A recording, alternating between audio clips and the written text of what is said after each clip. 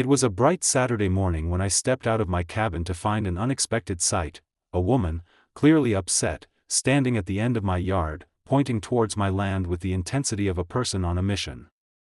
I recognized her instantly, Karen from the HOA, the kind of person who believed every rule in the book was hers to enforce.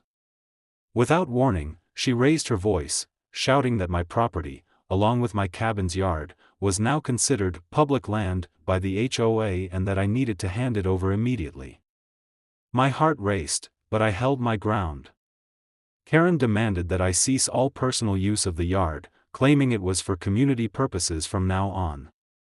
She called the cops, making wild accusations about me violating HOA regulations and stealing public resources.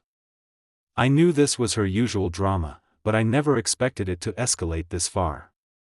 Karen's demands grew louder as she insisted the sheriff's department would seize the land. By the time the police arrived, I was determined not to let her push me around. I opened the gate to my yard, allowing the officers to approach.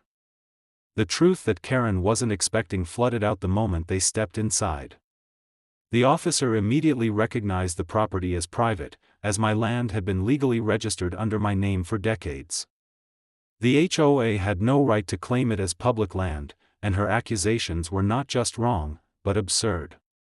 Karen stood there, momentarily speechless, as the officers explained the legalities to her. They even showed her the official documents proving my ownership. Her face turned red, and she fumbled with her words, trying to salvage her claim, but it was too late. As the officer turned to leave, he warned Karen that her behavior was bordering on harassment and that if she didn't stop, there would be further consequences. Karen left, defeated and quiet for once. As the door to my cabin shut behind me, a sense of relief washed over me. What she had tried to take from me was more than just land, it was my peace. And in the end, truth had not only flooded out but reclaimed it.